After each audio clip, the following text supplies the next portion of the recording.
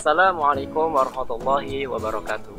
Alhamdulillah, wassalatu wassalamu ala rasulillah. Allahumma salli ala sayyidina Muhammadin wa ala alihi wa sadatina Abi Bakrin wa Umar wa Uthman wa Ali wa kulli sahabati rasulillahi ajma'in.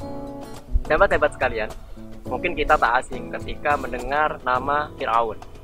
Dia adalah sebuah simbol kediktatoran, simbol tirani, kejahatannya sungguh luar biasa pada saat itu. Mulai dari kejahatan kemanusiaan, kejahatan perang, kejahatan sipil, bahkan kejahatan yang mungkin saat ini tidak ada bandingannya dalam sejarah. Nah, kita pun telah mendengar dalam sejarah bahwa akhirnya Allah Subhanahu wa Ta'ala mengirimkan seorang rasul, mengirimkan seorang penyuruh kebaikan kepada Fir'aun. Mungkin ketika kita membayangkan sebagai seorang Musa akan bingung, bagaimana memulai mengajak untuk Fir'aun ini beriman, meninggalkan kejahatannya, meninggalkan segala bentuk kriminalitasnya. Namun Allah dengan tarbiyahnya mengajarkan Fir'aun dengan berbagai macam pengajaran-pengajaran terbaik. Akhirnya Fir'aun menemukan metode terbaik untuk bagaimana mengajak Fir'aun pada kebenaran. Banyak ayat-ayat Al-Quran yang menceritakan bagaimana Nabi Musa mengajak Fir'aun pada kebenaran. Salah satunya bisa kita lihat pada cuplikan ayat dalam surat An-Nazi'at ayat 15-26. Di situ Allah memulai kata perintah kepada Musa. Idhab, pergilah, berangkatlah kepada Fir'aun. Namun kita pula perlu melihat bahwa ada dua materi khusus, dua materi dakwah yang disampaikan Musa kepada Fir'aun, yaitu pada kalimat Fakul hallaka ila ang tazakka wa ahdiyaka ila rabbika fatahsya. Tazakka, ada kata-kata tazakka di situ. Sahabat-sahabat sekalian, berarti ada dua materi dakwah yang disampaikan Musa kepada Fir'aun. Yang pertama adalah tazkiyatun nafs, yang kedua adalah perintah untuk takut kepada Allah. Tazkiyatun nafs dan perintah agar takut kepada Allah. Bayangkan, sahabat-sahabat sekalian, Fir'aun yang sebegitu luar biasa keangkuhannya, kesombongannya, namun diingatkan oleh Musa dengan untuk selalu tazkiyatun nafs, mensucikan dirinya agar senantiasa membersihkan dari segala bentuk keangkuhan, kesombongan diri dan mengaku dirinya sebagai Tuhan.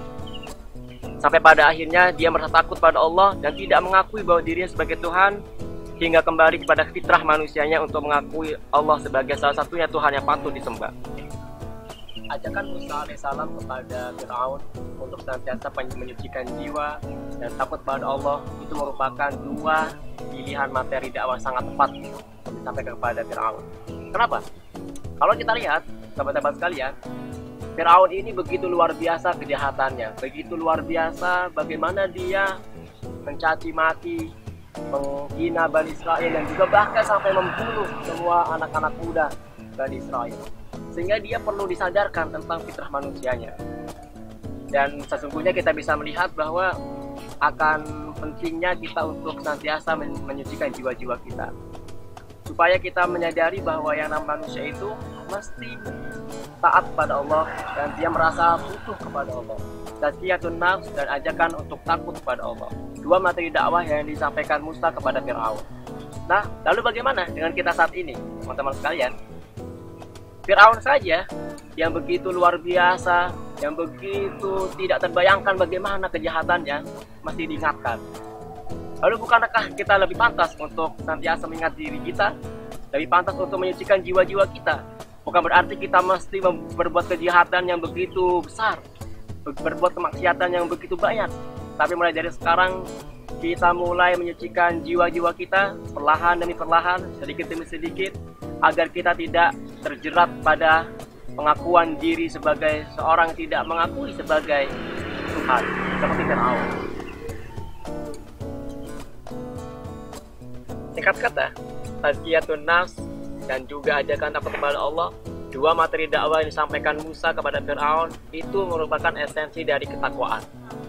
Sehingga sahabat-sahabat sekalian, pelajaran kita bisa ambil dari cerita Fir'aun dan Musa ini merupakan sebuah bentuk pembelajaran yang sungguh luar biasa bagi kita semua.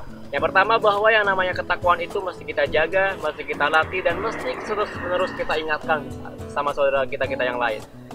Sehingga sahabat-sahabat sekalian, mari kita untuk senantiasa menjaga ketakwaan kita, dan senantiasa mengukur bagaimana kondisi antara hari ini dengan kemarin, membandingkan antara hari ini dengan besok, sehingga kita punya standar minimum ketakwaan yang mesti kita jaga dari waktu ke waktu. Dan yang paling penting adalah bahwa kita mesti untuk menjaga istiqomahan kita. Assalamualaikum warahmatullahi wabarakatuh. Rasa syukurku padamu ya Allah, begitu banyak nikmat yang telah